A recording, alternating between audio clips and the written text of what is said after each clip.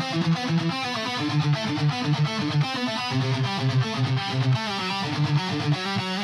the void, where the warp winds howl, a fleet once noble, now destined to fall.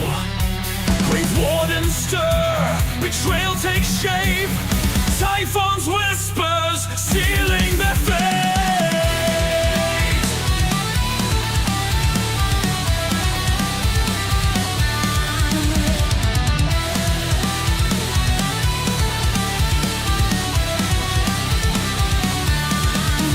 Navigators lost to the shadowed lie, a fleet adrift beneath a darkened sky. The warp's crew grasp, unyielding and tight, chaos awaits in the endless night. Whispers of power, a pestilent tide, Mortarian's pride, with nowhere to hide. The destroyer plague, a grim reward, Nurgle's laughter echoes aboard. Bound by decay, they rise in his name. The death god transformed, never the same. Plague-born sons with torment they bled, shambling forth where angels fear to tread.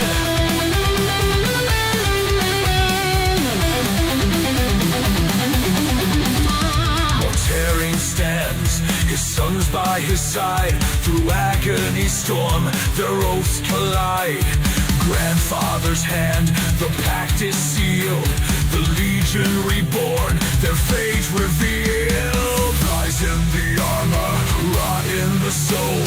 A Primarch remade, his heart grown cold. In terror shadow, their war drums beat. Pestilent warriors, no chance of retreat. Through breach and ruin, their banners fly. With death's embrace, they'll never die. The lion's gate, where hope was torn. Jagged blade meets the Plague-born.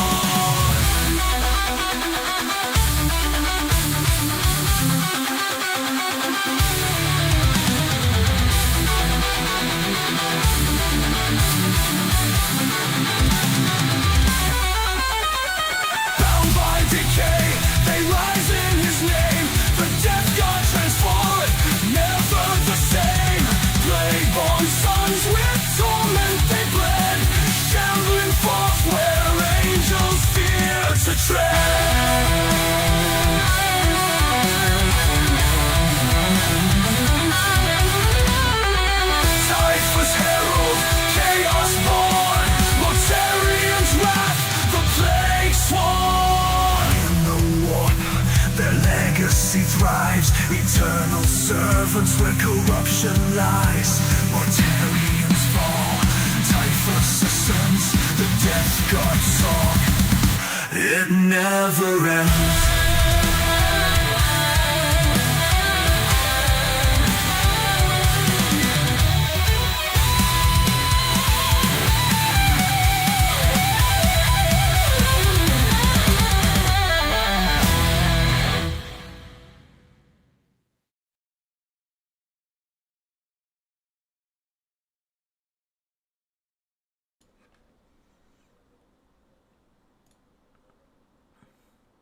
Hey everybody, and welcome to another episode of the Disgustingly Resilient podcast and another Plague Surgery. For those who don't know, who may be new here, hi, how you doing? I'm Aiden.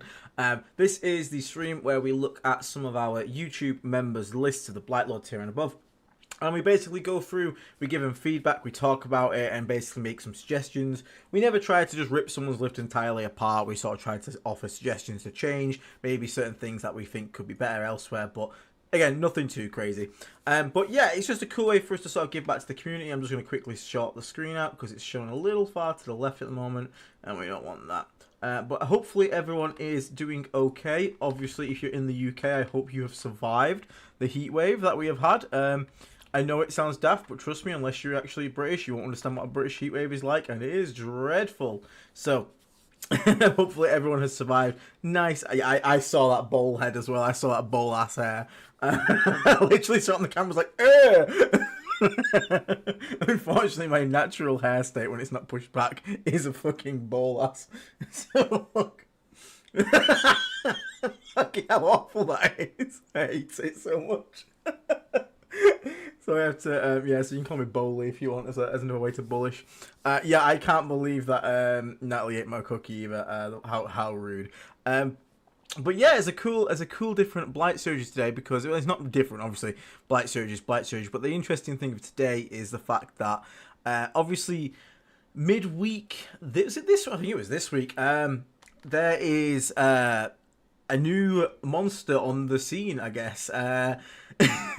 The Knights have come, and the Chaos Knight book looks pretty decent. I imagine that was already going to make a shake-up, but then GW, in their infinite wisdom, decided to drop the stats and the points of the Imperial Knights, despite them not having a book, because reasons, and let's just say, if going down 1 toughness and gaining 4 wounds means a Canis Rex, for example, can drop like 75 points, does that mean a toughness 11, 20 wound Mortarion would be worth 300 points? Because I'll take that. That seems like a fair trade.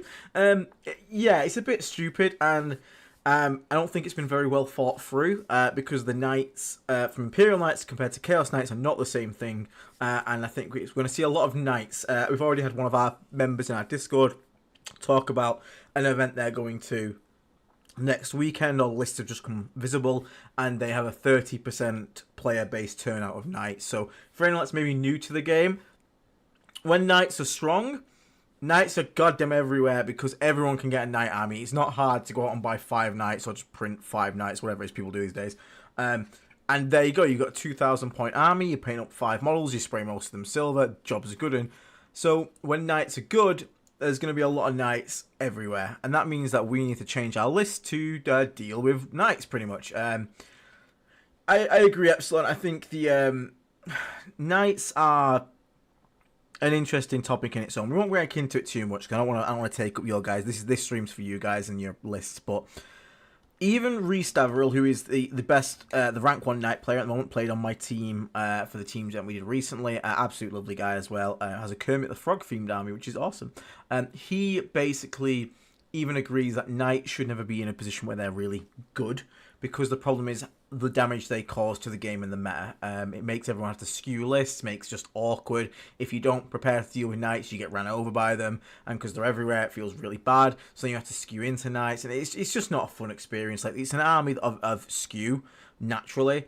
I mean, I've always said it shouldn't be a standalone army. It is now. I'm not going to ever advocate for its removal as an army. People have bought models, they've invested. It should always stay, but I do think it may have been a mistake. And this is definitely, I think, maybe a mistake on the points front. So we're going to have to take that into account as we go through list today, and hopefully try and talk about some ways to basically deal with the upcoming nightmare of Knights. And obviously on Tuesday's stream, that's probably going to be the main topic me and Dave and Will are going to have, is talking about the nightmare and what our plans for the upcoming menace is. So, but yeah, Canis Rex should never be like 300 and like something points. That guy was already stupid. Dropping 1 point of toughness and still gaining 4 wounds, bear in mind, does not equal an 80 point drop on certain things. It's just ridiculous. So how is everyone in the chat doing tonight?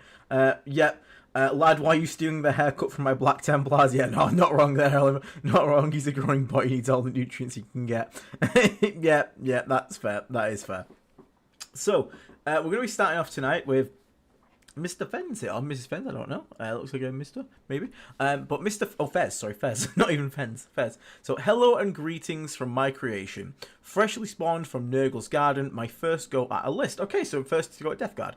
I'd like to take Morty and Terminator, so I threw a list together. Plague Marines are there to hold home objective and spread some sickness, so maybe I won't need a Rhino. I can't decide if I should go 3x3 Death Shroud or the 6 and 3. Also maybe the Imprints to save some CP. So we're playing Morty's Mortal Wounding Men.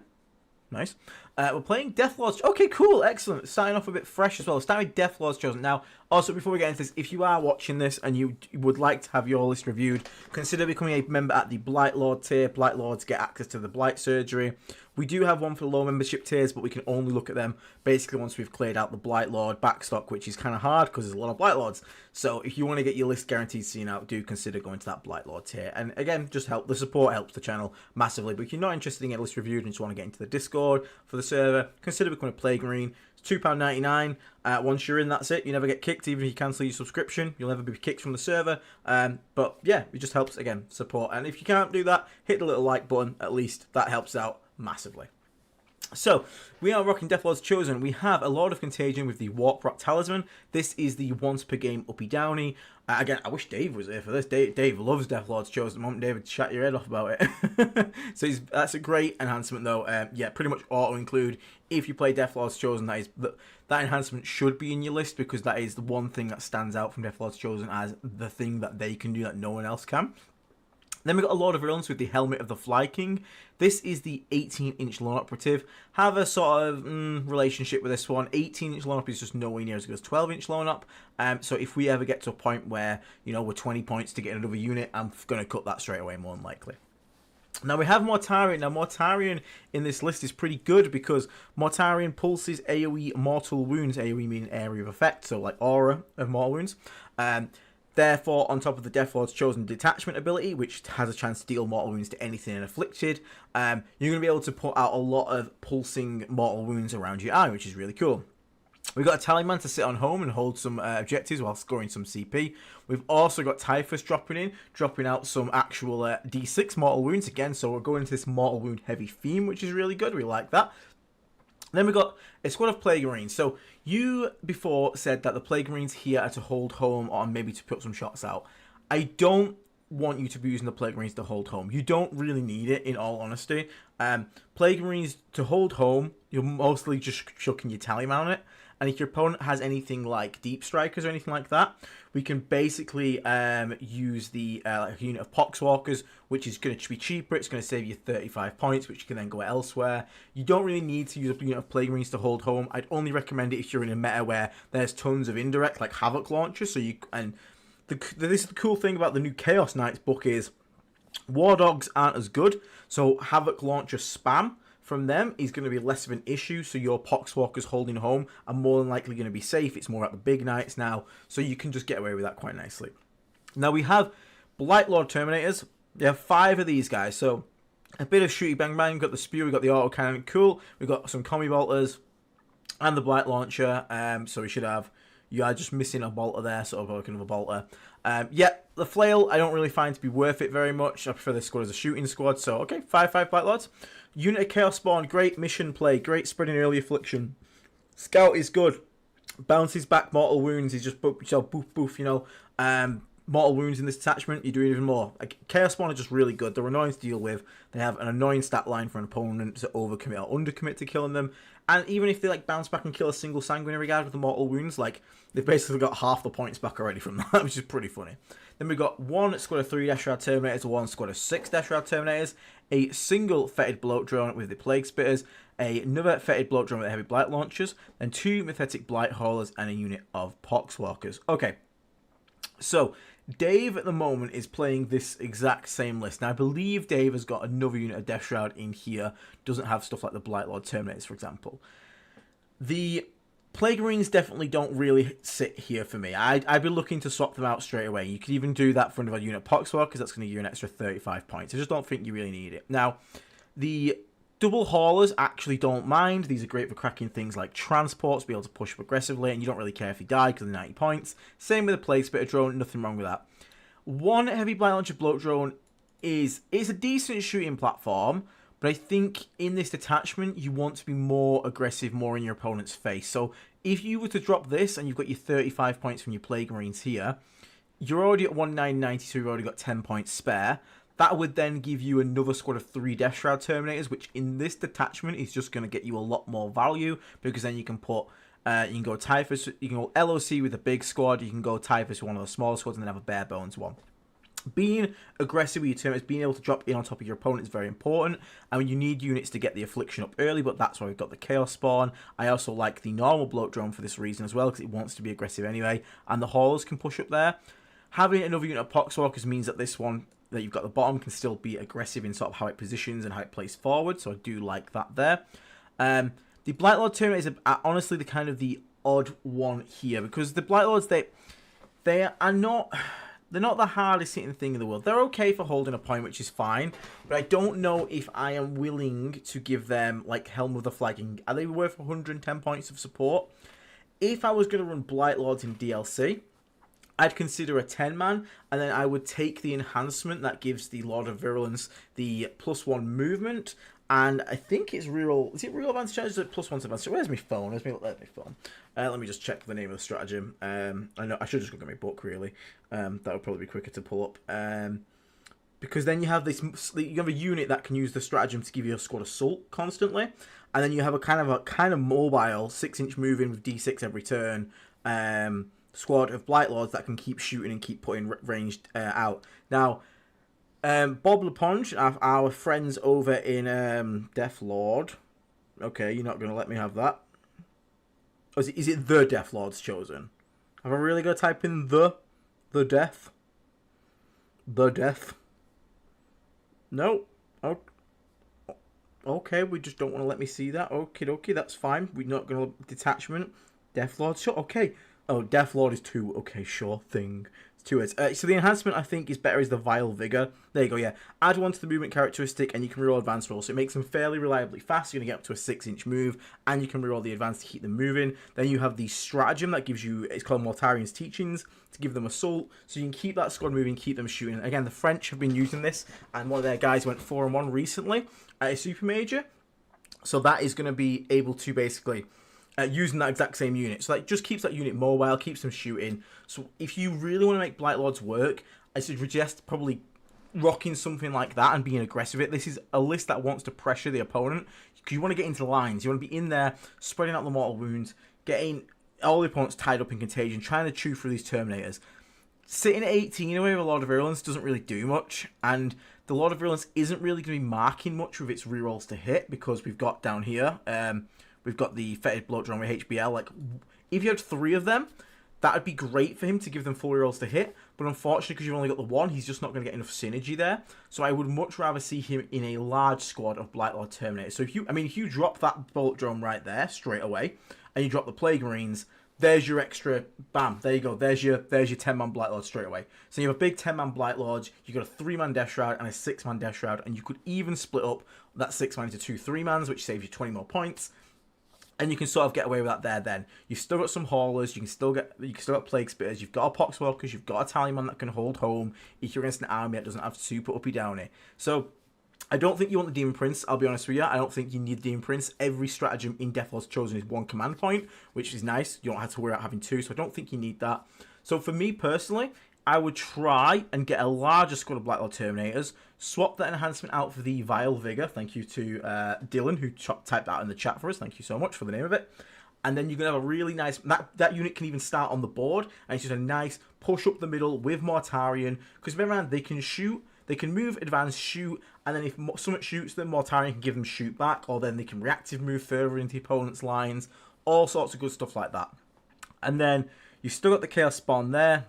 You've got a Bloat Drone to push up. You've still got 2 haulers there. The Lord of Virulence is now going to get a lot of use out of his Royal Wounds rule because all the Blightlords are shooting away.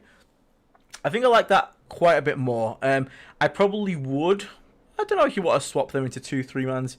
You probably get with a 5-man. It's going to be quite an elite army, but it's kind of the nature of the beast.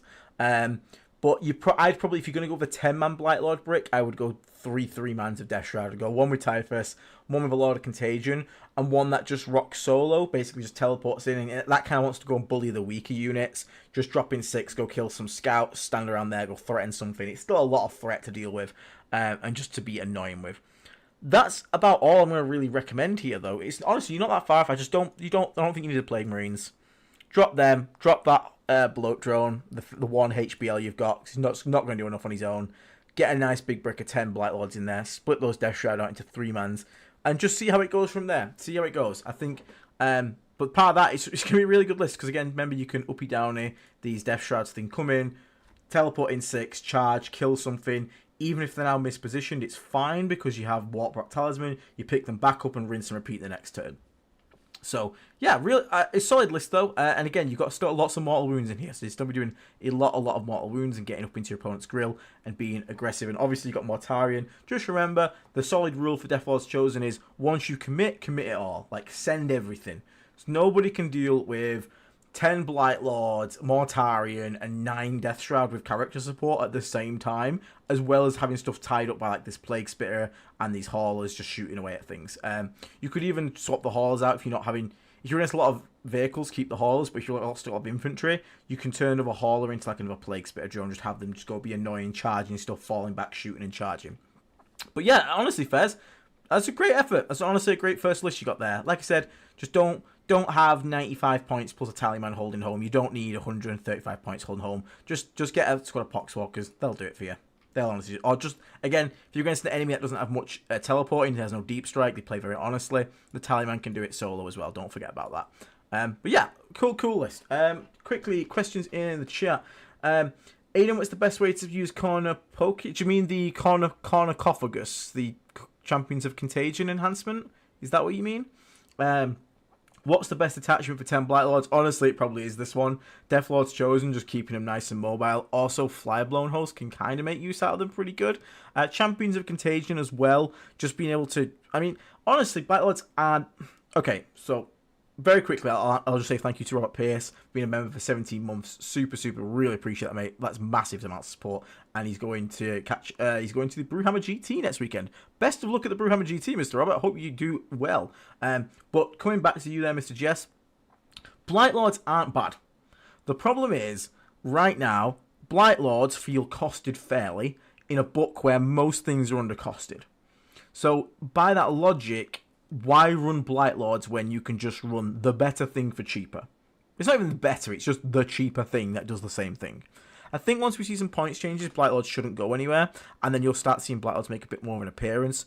But honestly, Blight Lords in VV are fine. They can get full rolls to hit and wound for a command point. That's good. They can get -1 damage. That's really good. Champions of Contagion. You can make the entire squad T9. Real good. You can give them crit 5s. Real good. Full rolls to hit and wound. Real fucking good. There's a lot of things you can do. You can, again, Death Lords Chosen. They can have impact, mortal wounds. You can give them assault. You can give them all the enhancements that you want to do. Like, they're probably the 3 and Flyblown Host. They can get scout, they can get -1 to be wounded, they're constantly stealth, they can get assault on the weapons. Like, there's lots and lots of good plays for Blight Lords. At the moment, they're just not being taken because they're just not as efficient as the undercosted things. But it doesn't mean they're bad. So, any of those attachments, honestly great. My favourite picks would probably just be like VV, COC, and Death Lords Chosen for him. That's my 3, personally. So, yeah, okay, so next up we got Potato. We have a Potato. I'm doing a 2v2 tournament coming up. I'll be playing the Death Guard and my partner will be playing Nurgle Demons. The judge rules that we can't use Taliban summoners. Understandable. That's fair. So he's running Shadow Legion with Rotigus, Great Unclean One, 10 Plague Bearers, Horticulus, and 2 Beasts of Nurgle, and another squad of 2 Beasts of Nurgle. Okay. Here's the list I'm thinking to complement his super fat boys. Prince with the Feel No Pain. So now we've got... Jesus Christ, you've got 2 Toughness 13-6 up Feel No Pains, and you've got a Toughness 12 Lone up 5 up Feel No Pain. Okay, funny. A lot of Contagion, a lot of Poxes. Tallyman, 5 Marines with a lot of Poxes. Then we're going to have 3 Death Shroud, a Hauler, 10 Pox, 10 Pox. I have 115 points spare for a Drone, Hauler, or Typhus and Enhancement. Could upgrade the Pox to Spawn or swap LOP for some... Okay, so what you have here is a lot of chunk and not much bite. I think you've got the Grey and Clean One, you've got Rotigus, and they can hit pretty hard, but you need someone that's just going to hammer blow someone's equivalent unit. I don't think a lot of Poxes and 5 Marines with no Rhino is going to be worth it. The Marines, and what makes them so good in VV, is access to 1 command point, reroll all hits and wounds with shooting. That, with like a Biology Putrefier caster, is insane. Now, you can't run that here with a Prince, because that will be half your army in 2 units. Probably more, actually, because that's like a 400 point combo, plus the 200 for the DM Prince. Yeah, it's just not doable. Now, the question is, if he's going so much scout up there, you can have an infiltrate. That's fine. Yeah, so you can have an infiltrate, I suppose, on your poxwalkers here. What is your friend lacking? Well, he's gonna be. He's got OC. You've got sticky everywhere, so I don't actually think your friend needs to bring plague bearers unless he's just doing it for the OC, because you sticky army wide anyway, so you don't really need him for that. You have LOC 3 Death Shard. Now, the one best thing about VV is the enhancements on the LOCs are absolutely lethal. So at least give him Demon Weapon of Nurgle. That's going to take 10 of your points, or 15. That's going to make that squad hit real hard. Now, what I want you to do is remember, you are here to increase the damage of your teammate. And I think you also want to make sure that you bring the damage as well. Nurgle Demons don't hit the hardest in the world. Rogers and Great Unclean One can hit pretty good. The Great Unclean One actually does a great job comboing with Haulers, basically because you can give the enemy -2 to the toughnesses, which is really good. Because it makes that Strength 9 Melter be able to wound Toughness 10 vehicles on 2s, which is really powerful. So I actually would probably get another Hauler in here with the points you got spare there. Haulers, again, they're just self-sufficient. It's 90 points, +1 to hit and wound, versus these, vehicles and monsters you're going to see. It's self-sufficient, doesn't really need any buffs on it. Just go and get the job done. Now, the thing is, if you bring a Prince, you've always got to bear in mind, you have to have, if you want to make use of the lineup, you have to have infantry near it. So he's basically going to be tied to one of these squad of Poxwalkers. I don't think a lot of Poxes and 5 Marines is going to do you anything. I genuinely mean that. I mean that in a nice way. A lot of Pox and 5 Marines is great in a Rhino to hop out, charge an opponent's objective, 15 power fist attacks in a 165 point squad, punch whatever was on it off, jobs are good, and then die. Or, get blasted. You don't have a Rhino, so that's going to be walking 5 inches a turn with an 18-inch loan up. Someone's going to get the drop on you, someone's going to kill the squad. Just not worth it. I would drop them personally, so that's going to be your 75 plus your 105 here. Sorry, 75 plus your 95. So that's going to give you 170 points back. And then you've got the 180 points because we're going to have 10 spare because the haul's only 90. So we've got 180 points there. So again, you could just go with a... I honestly don't think you need a Tallyman either, depending on how much you want CP, but I don't think you need the Tallyman, honestly, because your opponent, your teammate's got... I don't even know if you need the Infiltrating Poxwalkers. I kind of want them because Infiltrating Sticky's very good, but your opponent's got... Your teammate's got like a load of Beasts of Nurgle, so he's going to be able to scout quite a bit and do a lot of things. 2 haulers alike. I think you just go down the smash. I don't know if the Prince is worth it at this point's cost. Because the thing is, what the Prince does, the Prince sits on a point and says to my opponent, commit something. And then you punish them for committing it. And if you don't kill him, because you got to get within 12 to shoot him even, and you have -1 damage on demand, so you can make him really hard to kill, and then you punish it. What punishes here, I'm not really sure. Because you don't have like a round of a big scary thing. Like Rotogus and Great Unclean One, I don't know if they're going to be walking. You're probably not going to do that. What this list does really well is lots of 6-inch deep strike. Because your teammate can do it, Shadow Legion. You can do it with Death Shroud. I double down on that and just smashing someone with a really bad alpha strike. The one weakness of that is board control early. You don't want to have Great Unclean One, Rotogus sat in reserves, your Death Shroud sat in reserves, and then have an opponent just throw out 2 massively strung out squads of guardsmen, and then GG. You need to be able to kill them. So to do something like that, I want to see you bring in things like Spitter drones, just be aggressive with early, spray those screens away, even Flesh Mode drones, buy space for the 6 inches to drop in. So even if you just drop this time on these 5 Marines and you've got the 115 points spare here, use those 165 points, 160 points, sorry. Oh no, 170 points, sorry, to get, like, with these 115 years, that's 285 points. That is potentially, like, 3 just Spitter drones right there. And that's going to do a lot of work of just getting that early pressure out, because then you've got Beast and Nurgle that can scout. They're going to be able to get into fights pretty early, and you need to have something to back him up. So you bring those drones up with it. Again, Flesh Mowers, Spitters, something like that, anything like that's good. Your Death Shroud can then basically drop in and whack everything to death, or well, whack something to death. At this point, the prince isn't really fitting into the game plan here. So for me, I'm personally like thinking about potentially dropping the prince and just getting another scary LOC brick with 3 Death Shroud. So then you have two LOC bricks to drop in. You have early pressure from like drones. Again, at that point, you can potentially drop the hauler if you're just going to go all in with the LOC brick. Or you drop Pox because you'll get 205 points, 210 points back from this guy. 140 for the squad. That'll leave you 70 points there. So you need to find a couple extra points. But you can get a lot of virulence or even just Typhus. Typhus is 90 points. That's, again, another smacky squad that can do quite a bit of damage. So just find the 20 points there and get him in. That would probably be where I'd go with it. I'd be looking at maximizing the amount of 6-inch deep strike you can just drop on an opponent. Early board space, your teammates got the Beast Nurgle Horticuluses. You then bring some infiltrating screens like Poxwalkers, and then I want you to bring stuff like Spitter Drones, just somewhat to get up there. Spitter Drones hauls if you're worried about tanks. Get up there, get that contagion onto your opponent, and on that turn 2, you put as much of your opponent in contagion as possible. You kill the screens turn 1 as best you can, or at least get into them and tie them up. And then turn 2, I want you to drop fucking everything. I want you to drop everything on them. Rotigus, Great Unclean One. Great Unclean One can then mark stuff like to help out your hauler to get +1 to hit and wound. It can also help out your Lord of Contagion because he's strength 9 with Lance. You drop a T10 vehicle down to 9. Then they walk near it. It goes down to 8. Now he's got Lance. He's wounding that vehicle on 2s. You see how that adds up and does a lot of damage there. So, yeah. That's probably what I'm going to recommend for this one, Mr. Potato. But I hope you have fun. And remember, doubles is just a fun event anyway. Just stick to your game plan of, here's 6-inch deep strike. Deal with it. And make sure that your first turns are spent with dealing with anything that can prevent your 6-inch deep strike. Okay? Excellent. Someone said in the chat. Yeah. So, yeah. They used to be bad, but now they're good. But yeah, good is not good enough in the current state of the Death Guard codex, unfortunately. Then we've got Tiny Dwarf. Hello, Tiny Dwarf. I can relate. Hi, I'm playing mainly in casual games with my buddies, but we try and play by what we believe to be competitive standard and expectations.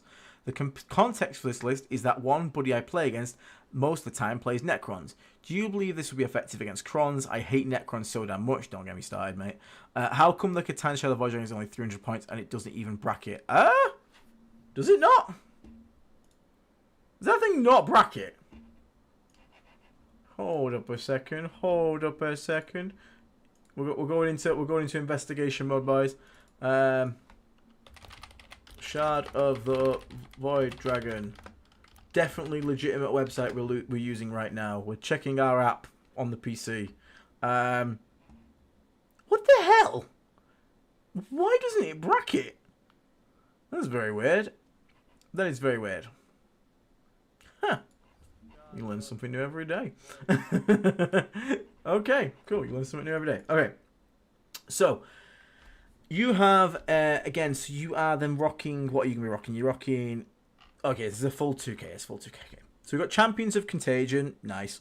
The Malignant Playcaster and Ballad Preachfire will join the 10-man, and the 7-man will be flexible reinforcement for wherever I need it deployed. That's the idea, at least. Inconspicuous Flatulence. So, Champions of Contagion. Let's play with our cocks, boys. Crons away of a faction. Damn you, Phil. Damn you. So we've got Ballad Preachfire and Final Ingredient. I really like Final Ingredient. So, here's a trick. Final Ingredient. The real magic of Final Ingredient isn't getting Final Ingredient off. It's saying to your opponent, if you put a single character near me, I will get it off. So, don't put yourself in a bad position to try and get Final Ingredient. Instead, understand that you can play the squad in an area where an opponent has to be really careful with a character. And characters are often the most powerful units because they give out buffs. So you can almost bully an area of the board of a no character go zone, because if they do it, you can go and kill them. Just bear that in mind. Lord of Contagion, Lord of Virulence, Malignant Playcaster, Tallyman. Double Tallyman. I'm going to say it. Will said this is a great thing. Nope. Don't do it. If you really want CP, sure. And there's nothing else you can spend your points on, but, like, goddamn, find 20 points to get some Poxwalkers. I'm not a fan of this. You're just giving up more Assassinate. They don't do any value in squads. And if you roll a 7-up on one guy, you cool your 40 points doing fucking shit all. I'm just not a fan. I know Will likes it, but I'm not a fan. So you got 10 Plague Marines. Okay, all the bells and whistles. Right, okay, let me have a look. 2 blight launchers, 4 heavy plague weapons, 2 melter guns. Okay, so I'm gonna be a scumbag here. If you are looking to punch your friendly Necron player to death, just for him, I don't recommend doing this, but honestly consider bubotic weapons over the heavy plague weapons, because you're basically going to be fishing for lethals. You want to kill a Catan, you're going to keep up 2 CP for 4 rolls to hit and wound, and you need to drown it in lethal hits. Anything that isn't a lethal hit, you re-roll. So the heavy plague weapons get 1 less attack and hit on 4s, and they still win it on 5s. Now, you will win on 6s with the bubotic weapons, admittedly, which is a bit annoying, but you will get more attacks, which means more chance at getting lethal hits. And the 2 damages half to 1 anyway, so 1 damage on the bubotic really doesn't make any difference. So just consider that there. Now, melter guns, always remember this. If you fire a melter gun at a Catan, he does not half the melter 2 damage. So if you roll a 6 on the damage, it doesn't go up to 8 then down to 4. It goes down to 3 then plus his 2 to 5. Halve and multiplies are always before subtraction and addition, so bear that in mind. Yeah, exactly, Phil, exactly. We want damage 1, So this squad, again, just keep that up. Make sure you've got a Tallyman and a Balanced Preach Fighter. Yeah, sorry, a Malignant Playcaster and a guy in there. Cool, so super scary squad. 7-man squad now. What's this 7-man squad doing? He has no buffing characters. So in Cock, we want to make sure that if we're going to spend points on something, we're going to put characters in it, because characters make everything work here. 7-man is no use with no characters. We don't want this. It does nothing. And to Tallyman is not a buff. Don't want Tallyman. Cut a Tallyman, find 10 points, shove a Biop in there at least. Preferably potentially a Playcaster, and you can just do melee squad again. If you're going to run Plague Marines without characters, 5-man. 5-man bare bones. The only thing I would ever suggest having is a 5-man bare bones with a lot of poxes, because it gives us, and again, not in the Necron matchups, because it just gives a squad 15 Power Fist attacks in a 5-man. And in Cock, that actually can do quite a bit of work, so I do actually quite like it there. We've also got 2 Rhinos. Again, we're spending Rhinos points and these points for something that's getting 0 benefit in COC. COC wants attached units, and we've now got 2. Now, it's not saying that you shouldn't take unattached units, but again, we want attached units realistically. Now, down here, so we've got Blight Lord Terminators. 5 Blight Lords, again, not really going to cut the mustard against Catan. Like, they've got a lot of damage 1 with the bolters and stuff, and you can put a lot of shots onto them, but again, I just feel like Blight Lords just work way better when you actually commit to having a plan with them and putting them in 10-mans. Now, you've got 2 Death Shroud Terminators here. That's more like it. You put a lot of contagion in there, you give it crit 5s, you can go for the sweep and just fish for... You can even save 3 command points and go crit 5s, full rolls to hit and wound, pick the sweep, double all your attacks, so you have 8, 16, 24 attacks, plus the 10 off Lord, 34 attacks with sustained and lethal 5s, full rolls to hit and wound, reroll anything that's not a hit, anything that's not a 5 or a 6 against Catan, make them take a bunch of saves, and then you wound it on. Unfortunately, I think you still wound it on 5s because it's T11 down to 10. But again, you wound it on 5s because of Lance with full rolls to wound. You'd be surprised. That's still equivalent of it wounded on somewhere between a 3 and a 4. It's like wounded on a 3.5 mathematically. So you can put a lot of saves because you just want to make them take saves. Don't use the strike. The 2 damage means nothing. It goes down to 1 anyway. You're still wounded it on 5s because it's T11. You wound it on 4s technically instead of 5s because of Lance. But again, double the attacks. The way to kill Catan is to make them roll a billion saves. Is the only way to kill the damn things. So if your opponent's running a bunch of Catans and it's really pissing you off, cut this Blight Lord squad, get yourself another squad of Death Shroud, and make a big 6-man just for that bugger. Drop him in 6, charge it, kill it. Done. Sweep with... Because again, if you sweep with that, now you're looking at 48 attacks, 5 up crits, lethal sustain, lance, 4 rolls to hit and wound if you keep up the command points for the full 3 command point combo. Which, if you're going to kill a Catan, I would probably recommend doing that. So bear that in mind. Now, we've also got 2 heavy Blight Launch drones. Now, I have been running 2 of these in my list. I these things are kind of overrated. I'm not gonna lie. They're not overrated. They're such a weird unit to explain. They're good. They're good for their points, but they are very swingy. Very swingy. Now, Virulent Vectorum, Lord of Virulences, help them stop being as swingy. But they're undercosted, but they're not like... They don't just kill everything they look at. They can really whiff shots. I had one of them shoot into a 20-man Crusader squad today, get maximum shots with +4 for blast, so it had 12 shots, and it killed 2. They're genuinely, like, they are super swingy. So just bear in mind, if you do have an LOV, so I don't mind that. I found in Chemtrails of Contagion, I would just rather have the double LOC for my Death Shroud, just because they crit 5s on LOC is just stupid for the squad. So I'd probably just like find the points, upgrade him into a double LOC. You probably get more worth out of it. But they're a fine, cheap shooting platform. Everyone needs some shooting, so I don't mind that being there. Haulers, once again, remember you're going to get the +2 damage. That isn't halved, so just remember that on the melter. Do not run your haulers in a unit of 2. There is 0 gain for that. You have no strats that affect this unit past smoke, but whatever. The problem is, if you put them in the same squad and the Catan charges them, he can just put all the attacks into the squad, and if he kills the first one, all the spare damage is going to go into the second one and kill that one. Run them in ones, that way your opponent can't get spillover damage. It also gives you the flexibility to move them where you want. You gain no offensive benefit for being in a group of 2, only affects smoke. So, for me, split those 2 guys out into 1-mans. And now this here is the biggest problem. This is 20-man Poxwalkers pay a 10-point tax, and they just are genuinely not really worth it. You would just be better having 10-mans. Because again, you have nothing that can sort of like make these up. You can technically put Typhus in a squad, but you don't really need it to give them crit 5s. 3 squads of 10 would do you more work, and it would then also 3 you up, 60 plus 20. It'd get you another unit of spawn. You get 3 squads of 10 and a unit of spawn, which would do far more mission work than these 20 Poxwalkers. But what I want to see is more heavy hitting damage output. So, for example, I played a game today against with COC, because I'm practicing it.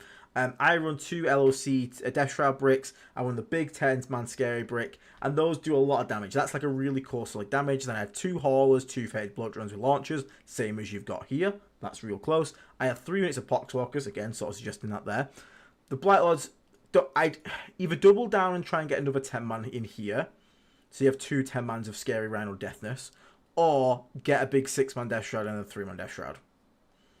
That's probably what I'm going to suggest for this one. And again, remember your sweeps. Remember crit 5s. Again, if you need to kill at Necron, crit 5s. 4 rolls to do everything on it.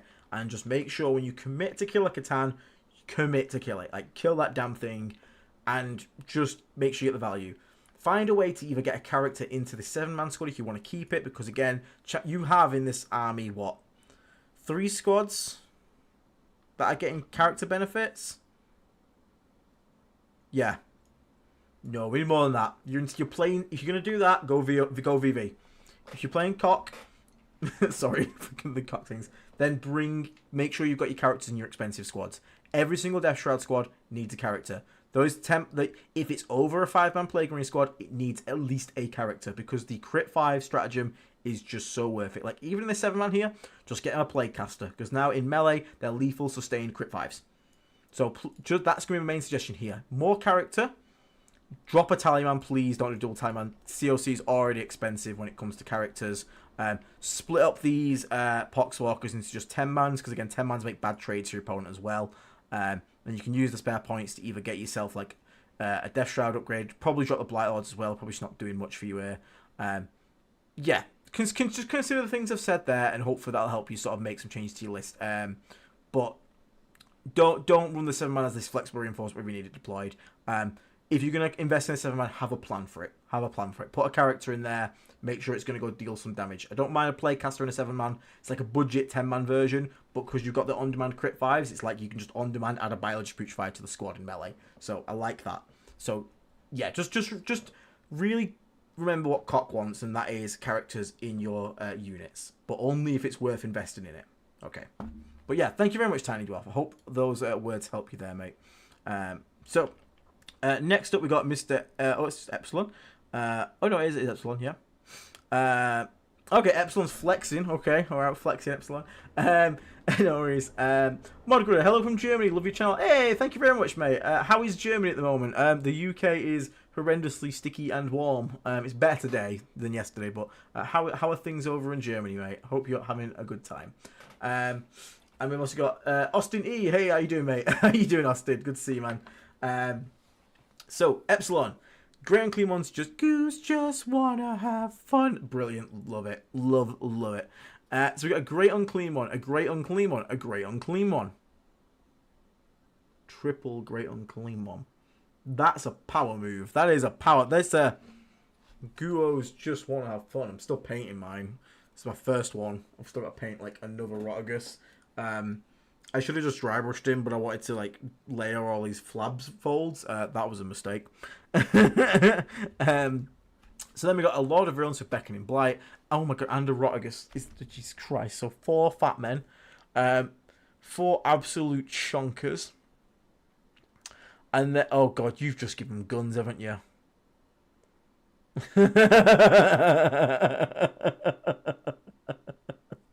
Jesus fucking Christ. Oh god. So what he's done here is he's just loaded up on... He's got some flesh mode. Actually, I like these. We talked before about having to fight for space. And he's got his pox because that can infiltrate for space. But he's also got the flesh mode around. So just again, kill off those early screens. Kill off things like scouts. So that basically what the plan here looks like. These guys engage in some shooty firepower to sort of like hold lanes and scare people from coming out. This guy drops in, brings with him his fucking friends, shall we say. You can always rapid ingress one of these. Now, the thing is, you can't start all of these in reserve, so I imagine maybe you keep one of these on the board, Mr. Epsilon. Since you're in chat, I will ask you, mate. Oh, Meds, thank you so much, mate. Thank you very much for the 5 gifted members. I really appreciate that. If you just get given a membership there, one, say thank you to Meds. But also, make sure you now go and check your perks on our YouTube channel homepage. You'll find a link to get into our Discord, courtesy of Mr. Meds there. Thank you so much, Meds. Really appreciate it, mate. It was really, really cool. He's doing better, don't worry. He's a bit cooler today. He's feeling a bit happier. He's just yesterday was a bit splooted on the floor. He's a bit better today. He has got a cut on his back leg though. I'm not sure he's got that from on his walk, but he's we've cleaned it out. We've got some antiseptic on it, so he's doing good. 2 on the board, sometimes 3. Okay, so that's fair to be honest, because trying to deep strike in 3 at the same time is probably a lot. But I mean, yeah, they definitely demand answers. 1 can clearly walk through a wall. You've got the good amount of shooting firepower to fight back to sort of engage in those gun lines. But the question is like, who can deal with 4 potentially toughness 13? Like 3 of them are definitely toughness 13. I imagine Rotagus just pairs up with one of them. I'm gonna guess it's normally Rotagus in the deep strike with 1, so that they come in. They're both T13. The Lord of Virulence basically drops in solo, creates the landing zone for the Rotagus and the Great Unclean or whatever it was, and then he can then mark a target with the for the fetid bloat drones here with the launchers to just be able to pound something to the dirt.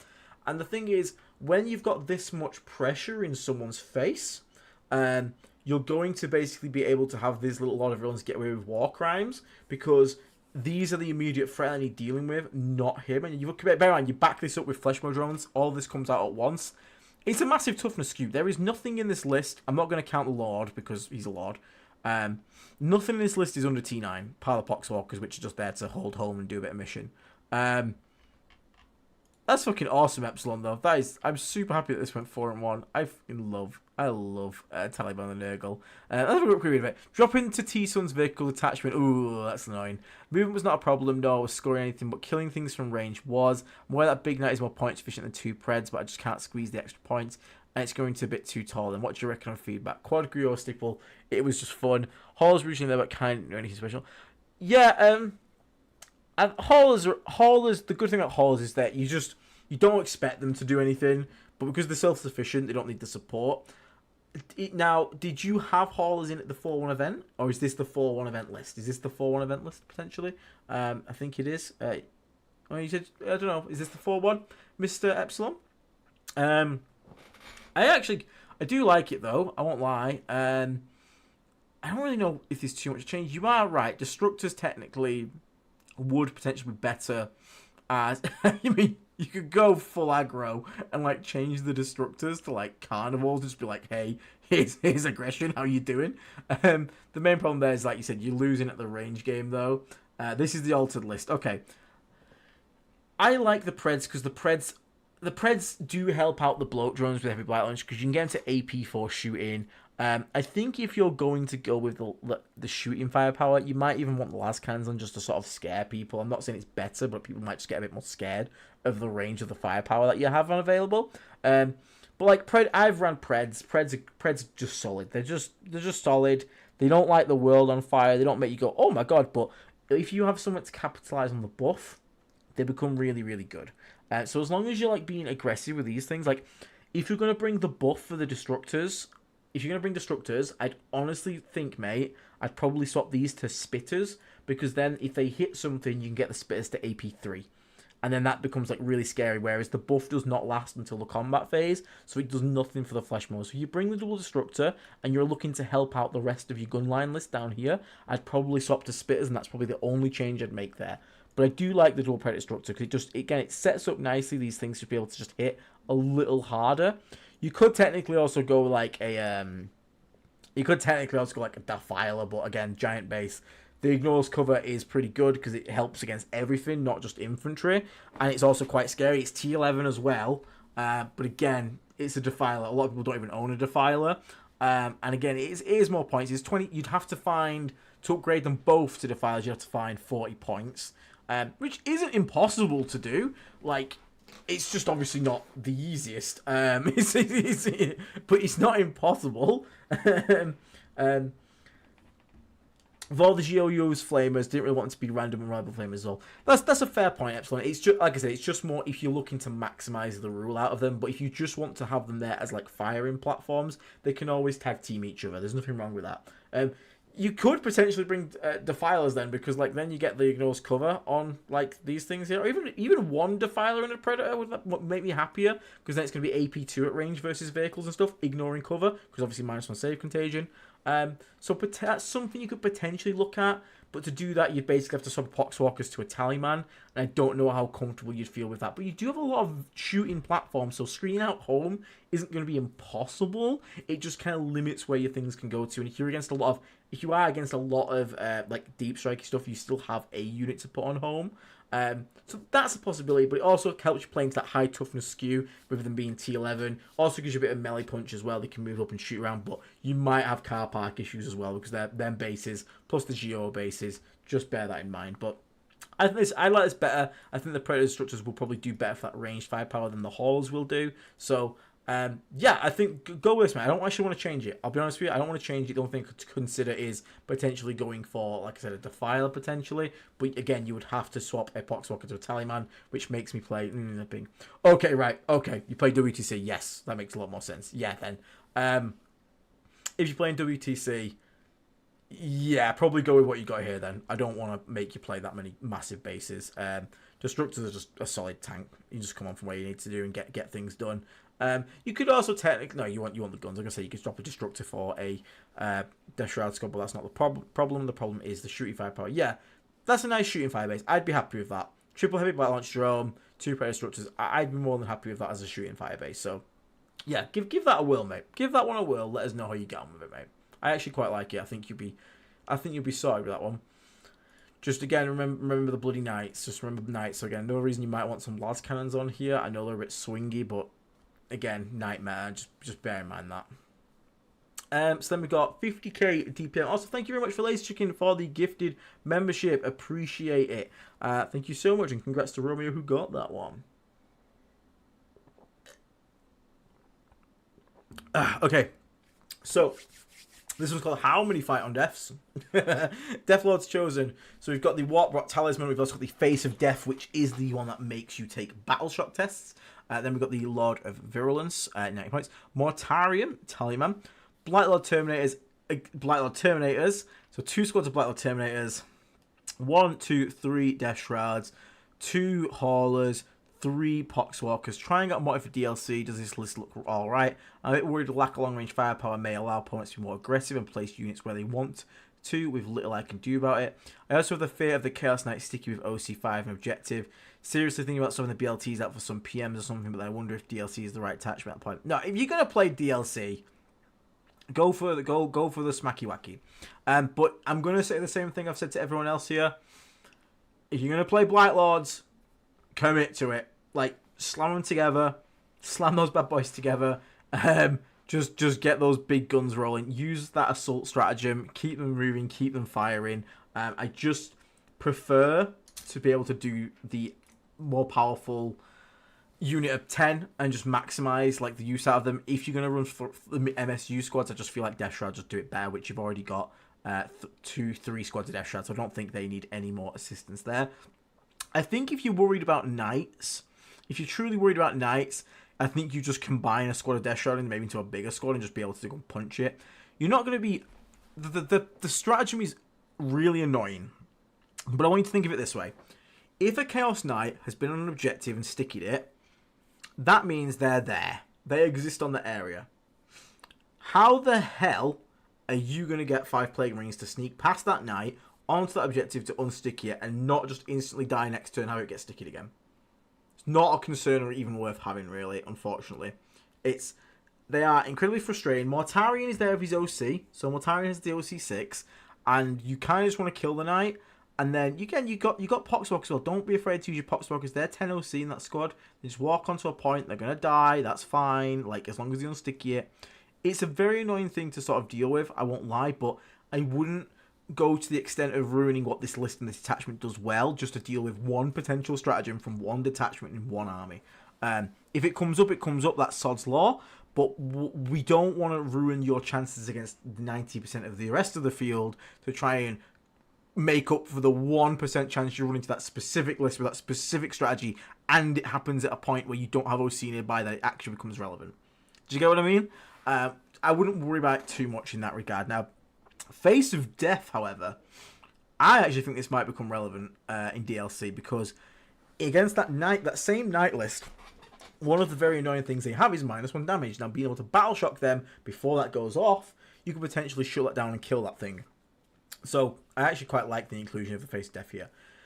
So I'm honestly thinking just slam these Blight Lords together, and again, I'm going to say it, potentially try and get that reroll all advances +1 movement on that Lord of Virulence, because it just means that brick can start on the board, this big 10-man, it can move, it can advance, it can keep shooting with the stratagem. And they also get that extra use out of Mortarion because they can shoot back. Yeah, you can fight on death with 2 squads, that's also great. But if you're going to fight on death and you're going to like do things like that, you want to do it on something big and impactful. You want to do it on something that's going to hurt hard and potentially like smack back pretty decently. So I would try and either get like I'd either go 10-man Blight Lords and you're potentially a 6-man Death Shroud, but that might run you too thin because that's a lot of expensive units with Mortarion. But I just want to see if you're going to run Blight Lords, and especially if you're going to give them a lot of virulence, please make it a 10-man. If you're not going to run Blight Lords with a character, don't take the Lord of Virulence. Or change him out for Typhus and put him in the other Death Shroud squad and just let the Blight Lords be kind of cheapish, running around doing objectives and standing on things. That's probably my big shout there. I like Warp Rock Talisman versus the Big Knights because you can drop in, charge it, 6 Death Shroud with the Lord of Contagion there, kill the Big Knight, then you pick them up and go and do the same again to another Big Knight. If you're really worried about Knights, keep these 5-mans here and combine the Death Shroud into a 6-man. Honestly, you'll get way more value out of that. And then just go and punch. Then just use that to drop down, punch a Knight to death, kill it, pick back up, rinse, repeat next turn, go kill another Knight. That's 2 Knights dead. Just there. Easy peasy. Happy days. And if someone wants to countercharge them, go and fight them back. You fight on death with Morty nearby or with the stratagem, and you kill another Knight. Cool. So if you're really, really worried about Knights, which it sounds like you might be, I would keep these guys bare bones. I would drop the LOV. I would actually get Typhus in. Or you don't even need Typhus because you've got 2 LOCs. I'd combine the Death Shroud at least, or just drop a Death Shroud squad, have a 6-man and 2 3-man to Death Shroud, and drop a Blight Lord squad, and then use the spare points, which will be, you'd have an extra 45 points there. Swap Lord of Virulence out for Typhus to go with another squad of the Death Shroud. You got 45 points spare. That can get you something. You can upgrade Poxwalker to another unit of Chaos Spawn, for example. And then you have the 25 points to give another enhancement. Something like that. Just No, I do not enjoy playing as Knights, Phil. Knights are one of my least favourite games, because, again, I just feel like it's just, I don't like stat check armies, just here's a stat check, and sometimes I win, sometimes I lose, and especially, you know what I hate more than playing as Knights? I hate playing as Knight Lancers, because now it's a 4-up invulnerable in combat and at range, so they don't have a counter, and if they can just Custodes affect you, which is, get fucked. I rolled 4s-ups, and now that's it. The end. GG, I win, because you had your go turn, I rolled a bunch of 4-ups, GG, I win. I hate armies like that. I actually despise them. No offense, Reese. Love you, Reese. So yeah, just give that a consider there, Mr. 50k DPMs. Right, okay, so, two more here. Right, okay. The wrinkles. I can give me 2 seconds. Give me 2 seconds.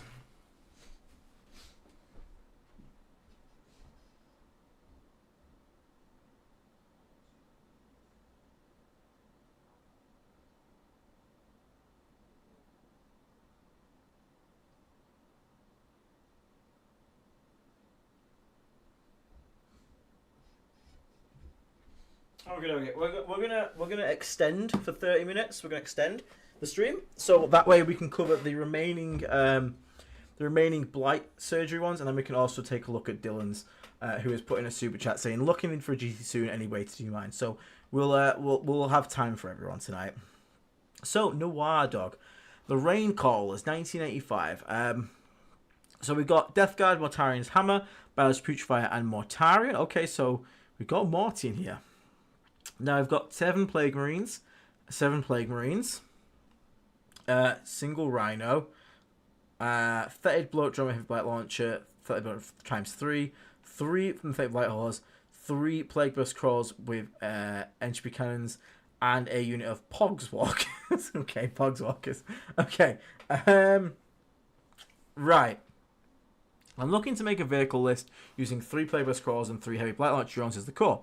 I have a Spewer and some more drones, and I can replace the 2 Marine squads with them. I have extra Poxwalkers, 2 Demon Prince, LC, LV, Tally, Sock, no lot of Pox at the moment. Okay. So, when it comes to this, the interesting thing you can do with Plague Marines in Mortarian's Hammer is have the Rhino bust through a wall, you get out, you shoot a squad to death, and then if you got Mortarian nearby, they can then, when an opponent comes to shoot them or move near them, react to move, get back inside the Rhino. The kind of problem this has is it kind of plays at odds and ends with what the rest of the list is trying to do. You've got 3 indirect pieces of PBCs. You've also got 3 bloat drones who can't get tagged in combat, because if they get tagged, they become useless. I've learned that one firsthand. I hate those things getting tagged. Mortarian can work in his attachment, but what's he doing? Is he supporting the backline guns? Is he being a counter charge threat, or is he going forward and making plays happen? If you're going to be doing this here with a Chaos Rhino, I almost want you to make use of the Rhino. Actually, just like go for like a 10-man with the support, with like an extra support unit. Because like it's going to cost you 65 points to upgrade that. Then you get a caster in there as well. So then you've got the 10-man squad with lethal sustained 5s. They can then react to move back inside after the Rhino's busted through a wall and gone somewhere. The problem is, you need a way in this, because I've played this exact list. Not with Mortarian though. You need a way to get your opponent off primary and pressure them at certain points. This list right now has everything on the board, and it's way too honest. Like, Mortarian is a bit dishonest, but it's just your opponent's going to sit on objectives. They're going to then send stuff out to yours, and it's going to be that's about it. It's going to be hard to push into them because none of this can really push par like Morty and the Plague Marines. The reason you see Death Shroud taking a lot in Mortarian's Hammer is because you can just pick and choose something and take. You go you, and then you shoot one to death with your indirect or your guns, and then you drop Death Shroud on the other squad and kill him. Bare Bones Death Shroud in Mortarian's Hammer do the job that you're trying to do with your Plague Marines here, whilst being more efficient at it, harder to kill for your opponent, don't need a transport, because you just pick and choose. You go you, you're in contagion range, cool, 6-inch deep strike, there you go, derp. Like, I call it the window liquor detachment for a reason, because you don't need to think. You don't need to be smart. You don't need to make Rhino plays. You just pick something and drop Death Shroud on it. It's as simple as that. Now, one thing you can do here, though, which would make it interesting if you want to run Mortarion, is the same idea that we just said there, but Mortarion can actually play in Deep Strike. Because don't forget, Mortarion can Deep Strike. So Mortarion can then Deep Strike in. You can then drop in Death Shroud Terminators at a 6-inch. They go for a charge. Something like that. To do that, you just need a bit more to play up the field. So you kind of want at least another squad of Poxwalkers. So I think if you actually delete these, again, if you want to play with Plague Marines, I'm not going to say chuck them on the bin. But if you're going to play with Plague Marines, you have to be doing it for a specific purpose, which here is usually going to be to flip your opponent's natural objective. Because you can shoot anything that comes into the open. You can shoot them to death pretty damn well. Also, we kind of want a lot of virulence in here because the LOV with Tendrils Missions just makes these guys hit way harder. It supports so much. It supports the bloat drones. It supports the Plague Burst crawlers. It's super, super, super good for that.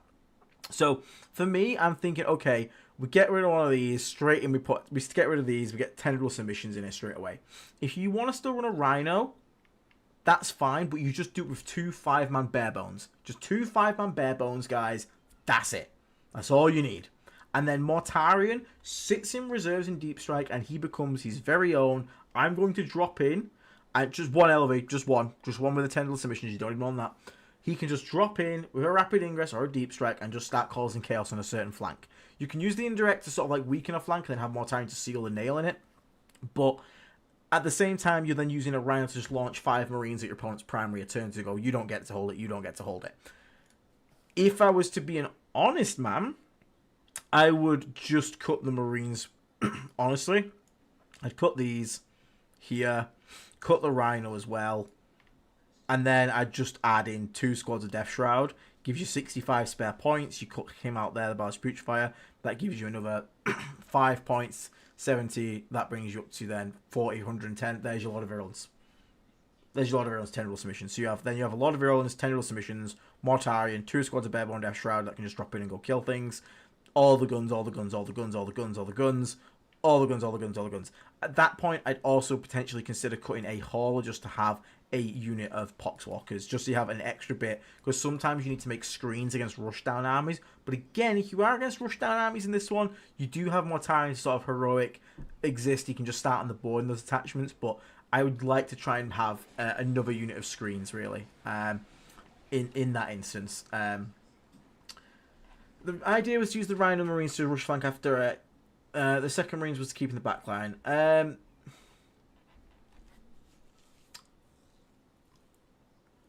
So the problem is Marines in this detachment get very little benefit. Everything has to be vehicles. The best they can get is to reroll hits against something in the deployment zone. The best bit about the Mortarion's Hammer for Marines is Rhino plays. But I don't know if this list is committed enough to transport plays to be a transport play detachment. What you like, for example, so if you wanted to, honestly, if you wanted to, okay, I'll give you something.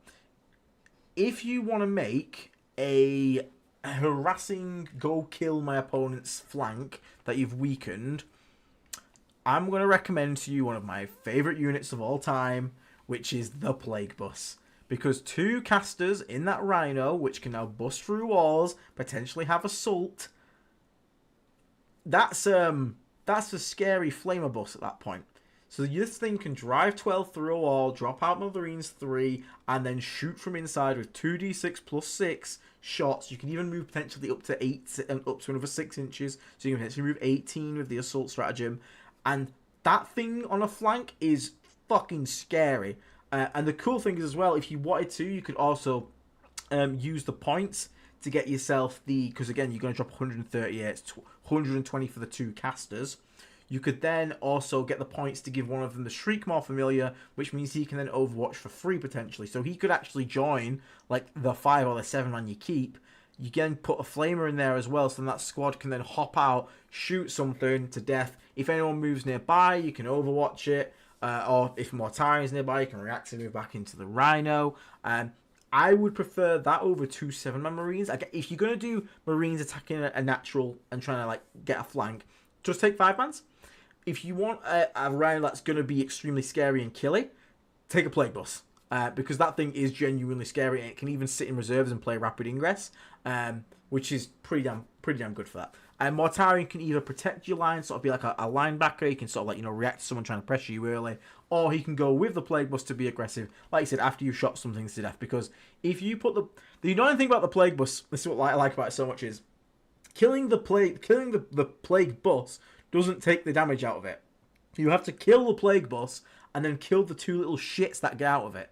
Because if you don't, yes, you've killed the mobility of it, but those two little shits can still flame anything within 17 inches.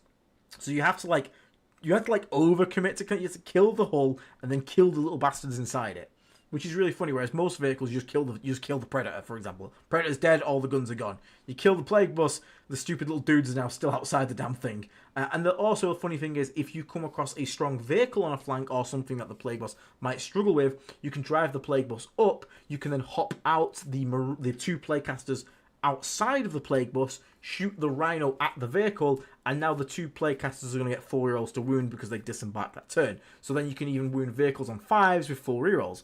Actually pretty decent then. So just consider that. That might be something that would be worth more looking at you for there. So sort of go with Plague Bus style if you want to keep the kind of Rhino plays.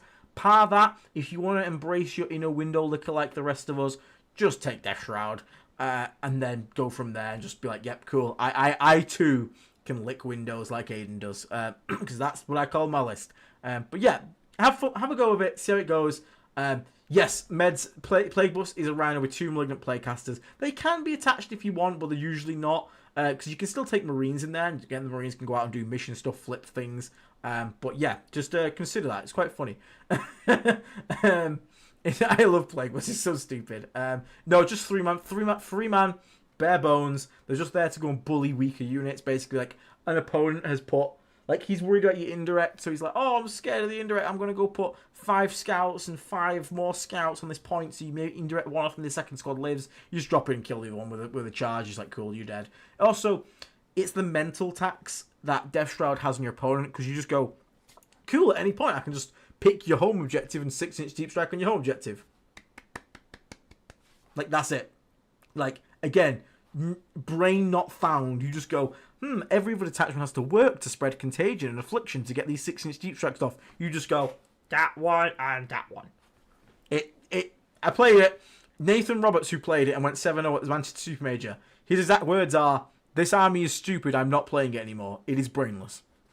So, yeah, bear that in mind. But yeah, best of luck with it, mate. I hope you have fun with it, Noar Dog. And again, just again, have a blast with it, mate.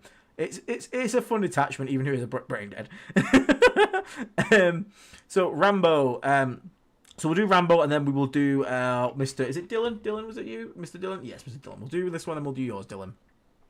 So we've got the Stench Cruiser. Dylan, can you do me a favour, just while I'm doing this? Can you find your... I don't know if it's the last one that's posted. I've not checked the Plague Surgery tab. But if you can find your own post, and just tag me in it. So reply to your own post by tagging me in it. It's just going to be easy for me to find it when we do it in a second. If you could do that for me, mate, I appreciate it. Rambo, the Stench Crusade. Virulent Vectorium. Cool. Biology Putrefier, Foul Blightspawn. A lot of Contagion with the Furnace of Plagues. A lot of Poxes with the Demon Weapon of Nurgle. Malignant Plaguecaster. Taliman. Typhus. The Lacrimae. 10 Marines. What have we got weapon-wise? Have a look. Heavy Plague Weapons, Bubonic, Plague Spewer, Plasma Guns, Blight Launchers. And then exact same. 2 and 2. So we've got a Melter Gun Squad as well. Blight Launcher, Spears. Okay, so pretty shooty. 5-man, Bare Bones, I'm going to guess. Bare Bones. Good sir, what is this?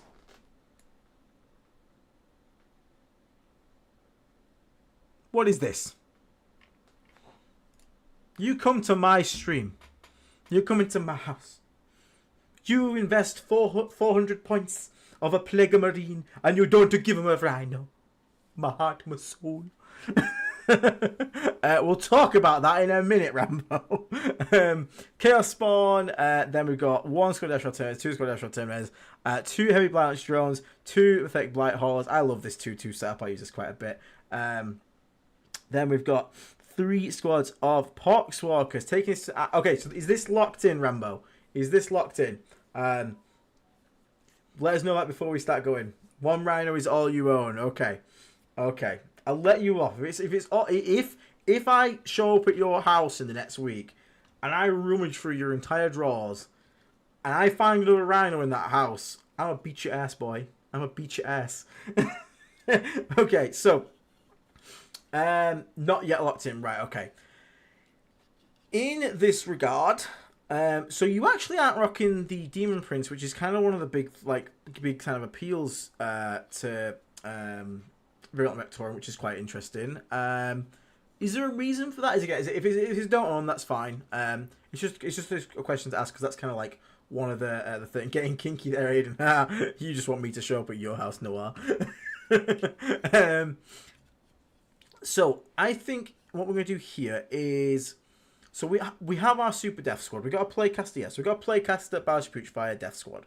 Okay, that's gonna go in a Rhino. That's gonna be the rerolls, all hit and wound and shooty bang bangs. Now, what have we got for the other one? We've got a Foul Blight Spawn and a Lord of Poxes with the Demon Weapon of Nurgle. So I'm gonna guess this is actually what you kind of want to hold your natural objective with, because you've got the 9-inch aura of no advancing within. They've also got fight first. They've got good OC. Can I ask as well what terrain you're going to be playing on Rambo? Because that will be quite important as well, mate.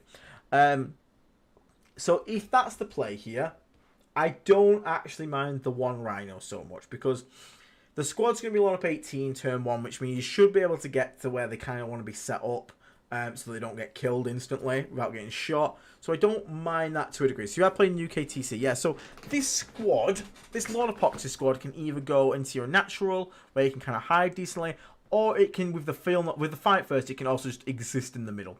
Like, exist in those stupid new giant squares that are in the middle. It's fight first. What I would actually do here, though, is if you're going to do this, Rambo, I would actually possibly consider doubling down on the melee power of it.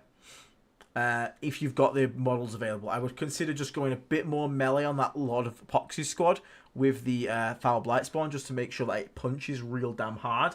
Because the last thing you want to do is have someone charge into your fight first, and then you kind of like hit like a noodle. I don't think you will hit like a noodle, but just bear that in mind. I'd try and maybe like, I'd probably keep the melter guns. I'd probably drop probably both the blight launchers at that point, and just go like biotic weapons. So 2 melters, 2 spewers, 4 flare weapons, and like I think we may have even done that actually. Let me have a look. Quick look. Drop that. Yeah. So whichever squad this is, I want to see more. I want to see whatever squad he's going to have more melee punch. Okay.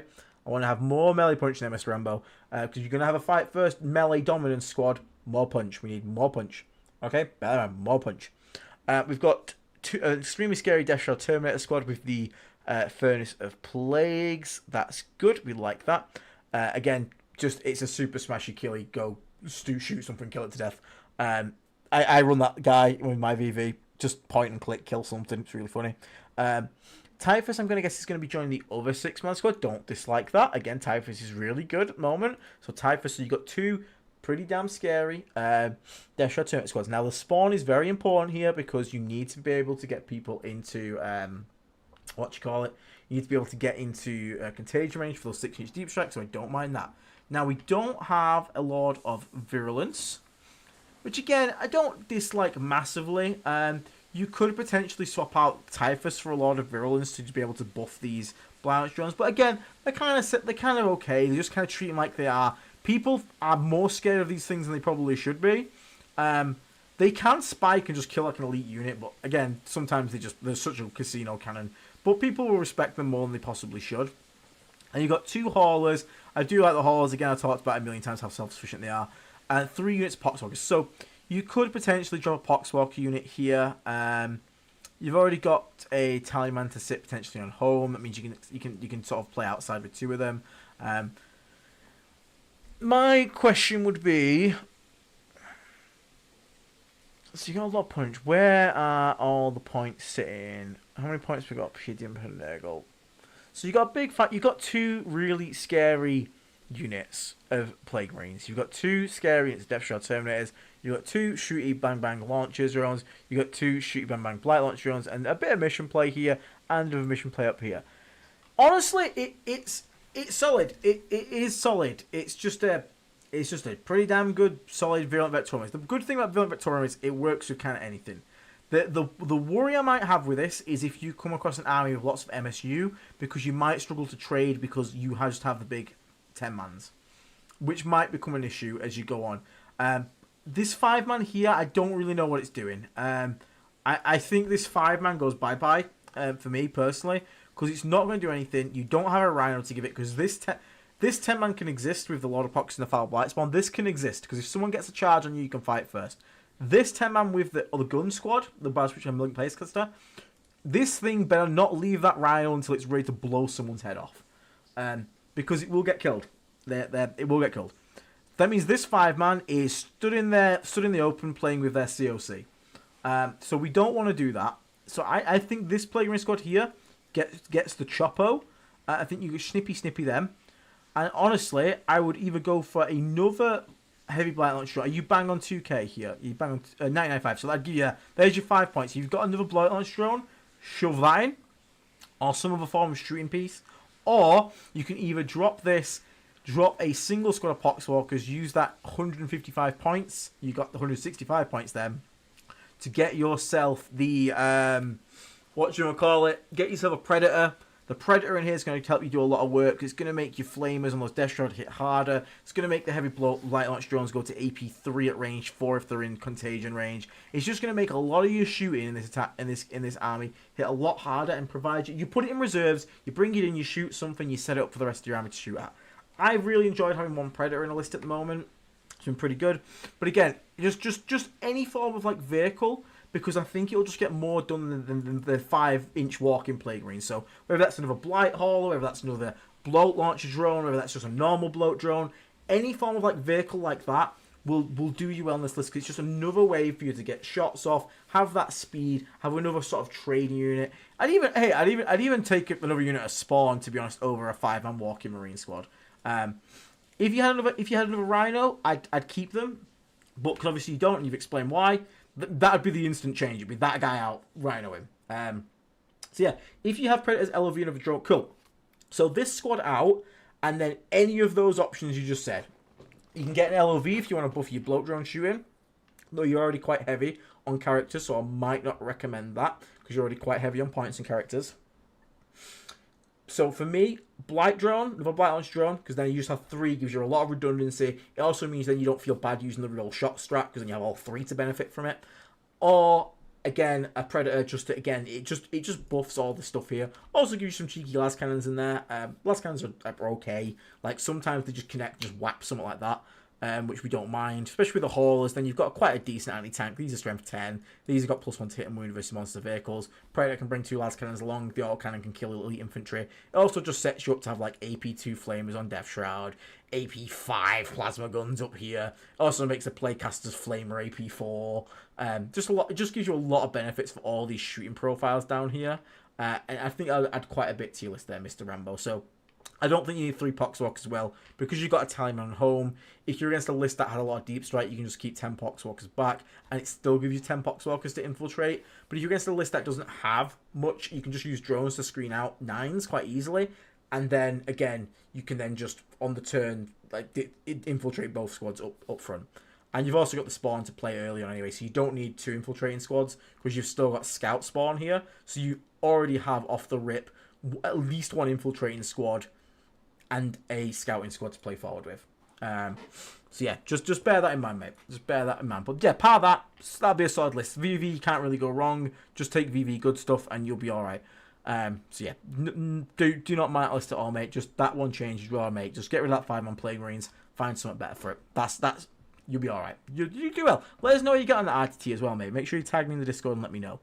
Right, let's go, Dylan. Let's finish this off then, Mr. Dylan. Is that you, Locust Art? Thank you very much. Right there, okay.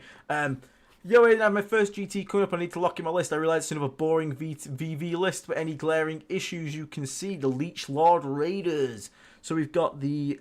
This looks a bit more standard than I'd imagine. So Ballast Putrefier, Malignant Playcaster, Foul Blight, Spawn, Demon Prince of Nurgle, Revolting Regeneration, Lord of Contagion with Demon Weapon of Nurgle, LOV. Cool, okay, it's pretty standard. 10 Marines, what have we got? Gun. Yeah, gun. Again, plasma guns are also a choice. Metal gun, either are fine. 5-man Marines here. I'm going to guess they're going to go with the Foul Blight spawn, and they look like they're going to be sitting on your natural objective, and by looks of it, they're going to be making use of the Arch Contaminator to give them 4 rolls to wound and the fight first. I actually like that. It's not too bad. It's an expensive enhancement, though. But again, if you get to that point when you make your list, there's not much else you can do, then, yeah, fair enough. If they're to hold you home, Mr. Dillon, don't mind that. Not home, so you're natural. Chaos Rhino, cool. Again, I'll let you off with a 5-man if they're specifically for that job. Chaos Predator Destructor, yep. Oh, look! It's what we just said! Love it, love it. So he's only got he's going for 3 holes over the spawn. That's okay. I don't mind that. We have no Taliban, so one of these Poxwalkers is going to have to hold home. 3 haulers is fine. Again, we've potentially seen a lot of knights, so I don't mind the triple haulers here. Be able to hit on 2s rolling 1s because of a lot of virulence is pretty damn good. What I might say is, it depends how much value you're going to get out of Arch Contaminator here. I think it's the same points as Furnace of Plagues. I would potentially consider like Furnace of Plagues on the Lord of Contagion and put Demon of Nurgle onto the Lord of Virulence instead. But if you're going to get value out of it, that wouldn't be too bad. Yeah, no worries, Phil. I can do that, mate. No problem. It's really solid. There you go. You got exposition. Generally, 5-man FPS hangs out in Ruin near Prince on mid. Okay, yeah. So they can. Great. Okay, so they're the lone up squad. Okay, got it. They're lone up providers. The 5-man does the Rhino Shovel. Yep. So they get out first turn, move into the middle, and then the other guys jump on in. 10-man hunting used to kill fucking Vindicators. Tell me about it, mate. Tell me about it. Was running 2 LOC, swapped 1 to LOV for all of the rerolls. Not sure if they should be doing the same thing as the FBS squad, staging for counterpunch, or whether he's better off dropping to mark some from sneak angles. I'd probably be dropping him in at the moment. So I mean, knights are such a pain in the ass because they have to change how we talk about everything here. So right now, the problem you've got is, so I'm going to tell you this right now. Take that Warlord off the Demon Prince. Take it off. Go slam it on someone that's going to be sitting pretty somewhere at home. Because the problem is, Imperial Knights, if they kill your Warlord, get a 5-up feel no pain. If you put that guy in the middle on a 12-inch low and up, they'll go, fucking don't care, I'm going to come punch him in the face with a damage 8 fist. And they'll kill him. And they'll probably lose the Knight for it in return, but they'll get 5-up army wide feel no pain. I am playing a Champions of Contagion list at the moment to deal with a Night Matter. And I've put my Warlord on my Tallyman, and he's sitting on fucking home and never leaving it ever. I know that hurts for like if you wanted to do the Plague Surge and you wanted to get the thingy, but the problem is if you have Warlord on him, you can't play with that unit. If you ever watched my game that I had to play live at Lords of War, I could not play with my Demon Prince versus Imperial Knights. Because if he died, they get army-wide 5-up feel no pain, and if they get that off, the game ends. Especially early. If they get it off turn 1, turn 2, game's over. Just quit. Because you aren't chunking through that. And anyone will tell you the same. So I know it's not actually a list choice here, but it's very important, Dylan, that whatever your Warlord is, it's the one matchup where the Warlord actually matters. So take your Warlord off there, shoot it on the safest damn thing you've got, and then go from there. It's very scary, it's very annoying, but if you do keep it on the Demon Prince then becomes your natural objective holder or has to play safer. Just bear that in mind. Just really bear that in mind. Don't get caught out. Don't give him a 5-up feel no pain for free. Okay? Just bear that in mind, mate. 10-man squad should be able to. Now, if you're going to use a 10-man squad to kill a knight, do try your best not to use the drive up to get out and shoot it to death. You need to be able to follow it with melee. Just in case, because knights can be swinging and invulnerable, so you want to be able to get out 8, shoot it, and charge a knight. Just bear that in mind as well. The Lord of Contagion with the... So, you... Honestly, Demon of Nurgle's not bad, because 5+ crits. Actually becomes better, I think, potentially against that. Strength 10 would also take him up. I think, in a Night Meta, that we're potentially looking at, I think your gut instinct was probably right back on what you were on, and I would potentially, if you're running 3 heavy blight launch drones, I would have kept the LOV. With just 2, I want you to try and find a way to get a second LOC in there. I'll be honest with you, because that way, and try and give him Furnace of Plagues, because these are the best way you've got to kill knights. You drop in 6, you charge, you know, you try and soften up a little bit with some shooty bang bangs from the Blight Launch drones and from the multi-millers, but the Demon Weapon of Nurgle, with the Lance, the crit 5s, sustains, etc., and then you have the other guy, which is going to be wounded on 3s, because he'll be strength 10, they go down to 10 and he gets Lance, he'll be wounded on 3s with an extra attack. They can, realistically, if you get a bit lucky, they can kill a knight each. I had my squad come in, charge a Crusader, that was on full HP, killed it. 3 guys and a lot of contagion with Furnace of Plagues. So, I would probably do that. I'd do that, Dylan. I'd honestly do that. Because the thing is, even with Arch Contam, which is a great thing here, against Knights, the problem is they're 10 OC, so unless you manage to get every single Plague Marine and the Foul Blight Spawn to touch the point when they charge you with a fight first, you won't control it, which means you won't get to reroll wounds against them. You just want something that works every time, which is a drop in, charge 6, bang, Knight dead. Rinse, repeat. Next turn, again, keep an eye on the CP. If they've only got 1 CP, you can do double drop, go bang bang, kill that. Don't do it on the turn when they can interrupt, so if they'll interrupt and kill your Death Shroud. The Plague Marines by space. Basically, the ideal scenario is you have the turn where you force your opponent to do stuff. Again, this squad here, this 5-man squad with the Foul Blight Spawn, still a good include, because your opponent has to deal with it. They have to come and kill them. They have to come and at least stand on the point to AOC them where you get primary. So it's actually good. All you need to make sure is when that happens, you can swing out with all the shooting, shoot 1 to pieces. The Predator Destructor could possibly...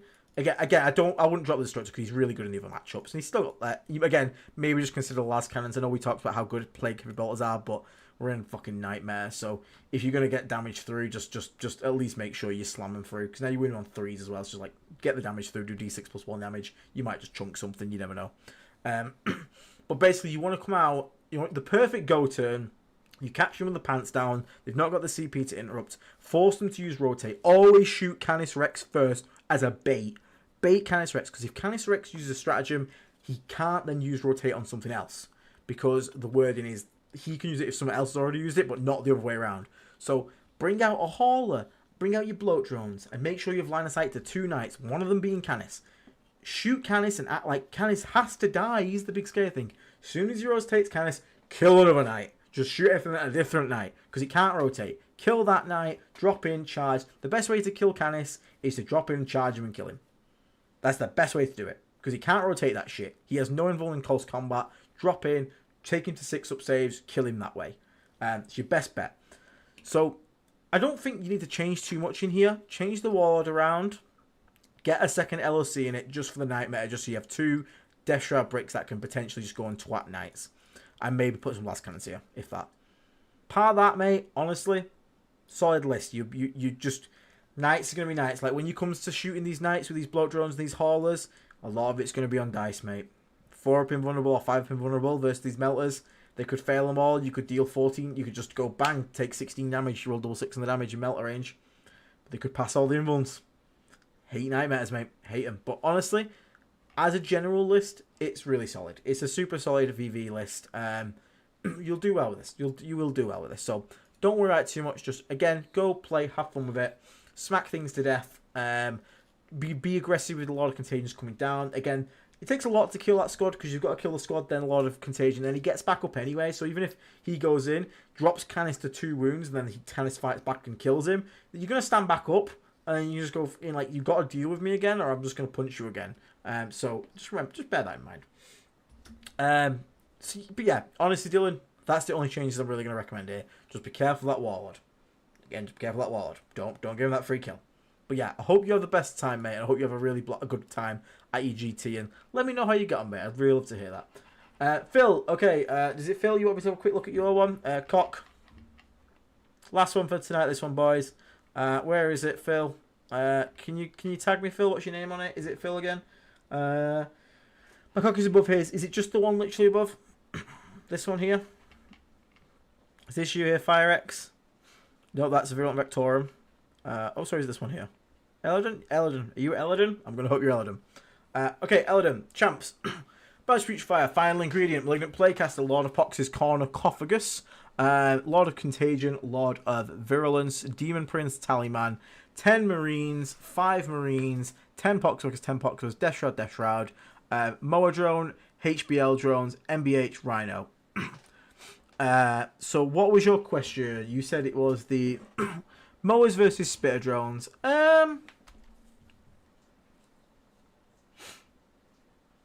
So we've got quite a bit of shooty bang bang. Honestly, I'm going to give you the same advice I gave before. What makes Cox so strong is 5+ crits.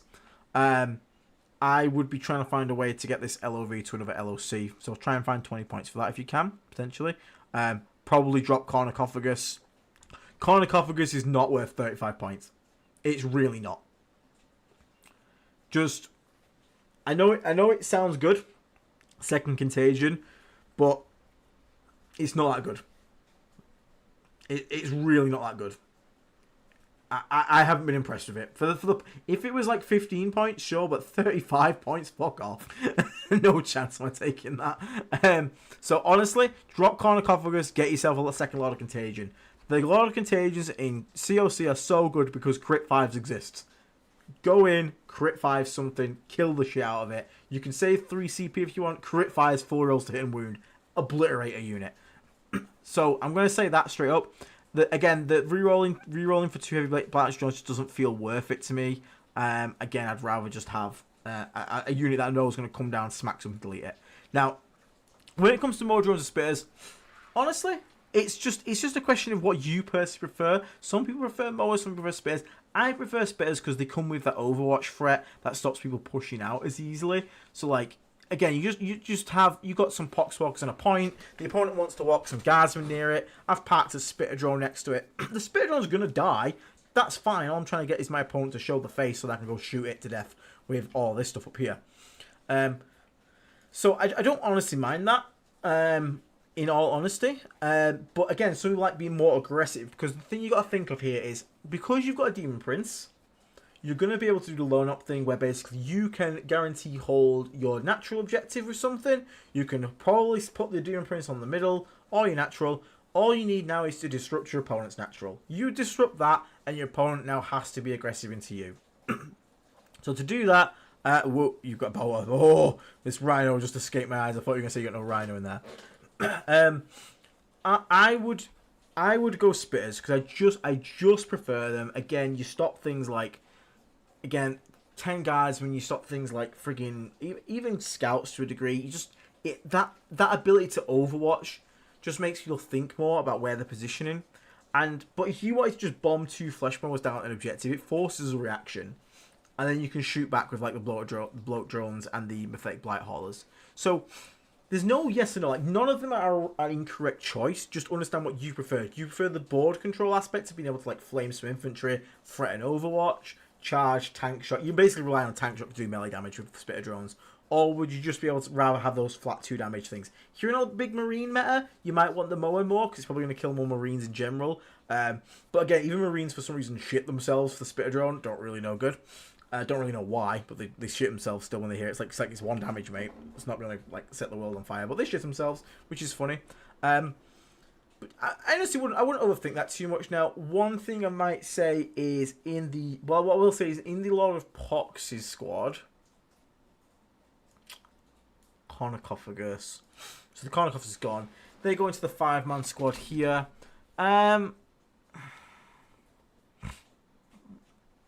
Because you can start them in the Rhino turn 1, shoot them out, just do something. Or again, once the 10-man gets out, they can take the place, just like a bit reactive thing. Again, it's just a punchy melee squad, which I don't mind at all. I don't mind a punchy melee squad like that. I drop 1 Bubonic weapon for a second plasma, just so the squad has 5 plasma gunshots, because it means you can potentially like go and kill like a 5-man squad if all the stars align and you get every hit and every wound, which is it's not impossible. It's happened before. So sometimes I like having an extra plasma gun in there, but again, there's nothing wrong with just all melee and just go and have an absolute punchy squad. But yeah, look, it's a really solid staple. I'm a bit iffy on the Demon Prince in this attachment because I don't like not having the feel no pain, but it is also CP heavy, so I will understand that.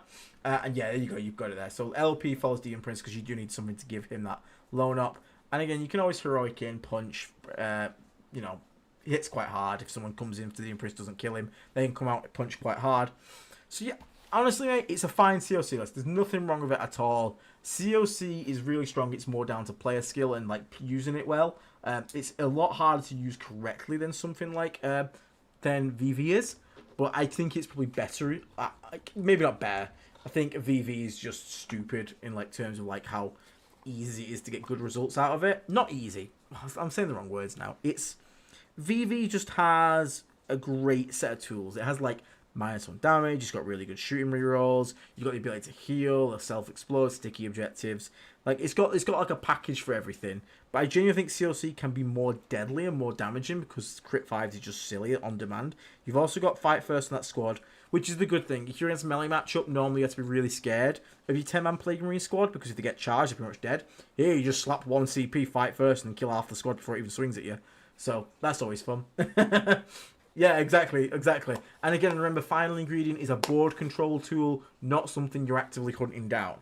So if they give you a character, go get it. But you don't go to the character. The character comes into your play area, you go kill him, activate it, but don't get baited out just because there's a character there. Always weigh up the options. Having 2 contagions is extremely powerful, but don't ever forget about the mental impact it's going to have on your opponent. Just keep reminding them. Just be like, yeah, that guy's there, by the way. If you bring a character over, I'll get second contagion army-wide. It's really funny to watch them panic. But yeah, you'll be good, mate. You'll be alright. So just consider those little things there, and that's about it, really, mate. That's honestly about it. Just get a second order contagion there, make sure they smack real hard. Right. That brings us to the end of tonight. Also, Phil, thank you very much for the 5 months membership. Awesome content as always. Thank you for all you do. Appreciate it, mate. Thank you so much. Anything to help the Death Guard community, because that is my army, and I love them, and I love our community. So, that's everything for tonight, guys. So, I've gone a bit over on this 1 hour 40 stream, so lucky yous. But I'm going to head off for now, because I'm getting very warm in this room, and I have work in the morning. Boo, work, boo. But look forward to Tuesday stream. We're going to talk about the night meta again with Will and Dave, and I'm also going to try and get a video up of the top 5 auto include units. A lot of you Death Guard regulars will know it, it's like Death Shroud and Lord Contagion, the 10-man Killed God squad and all that stuff, but it's just 10, it's just the video that's going to be coming out soon. Working on some of the tactics deep dives. The Plague Marine one seemed to go down really well, so we're going to try and get some more of those up at the moment. Honestly, our biggest issue is time right now. It's just between full-time job, driving lessons, streams, and trying to have time to edit and make videos and not also burn myself out to an absolute crisp. It's a little rough, but I we'll keep doing what we're doing because I feel like I'm not doing enough content right now. So I want to try and get a bit more out for you guys. So, but we will see. I'll do the best I can on that one. But for now, everybody, thank you so much for tuning in. I've got inventory later tonight. Stay cool, mate. Hoping AC's left on after store close. Oh, mate, I would die for AC in this room right now. Why don't we have AC? So, yeah, thanks very much everyone for tuning in tonight. Hope you guys have enjoyed it. I will catch you all on the next episode of the Disgusting Resilient podcast. I'm not going to do the whole spiel. Again, if you haven't hit the like button and you are still here and you've hit it, it really does help more than you think. I know it sounds so stupid. It's just a little silly like button. But for some reason, YouTube likes it. YouTube really likes it. And YouTube's like, oh, people like this. I'm going to show more people it. So it does help the channel grow more than you actually think. So for now, everybody, take care. Stay rotten. I will catch you all on the next episode. Bye-bye for now. Take care. I'm not going to put music on because I'm jumping that shower straight fucking way. So I'll see you later, guys. Ta-ta.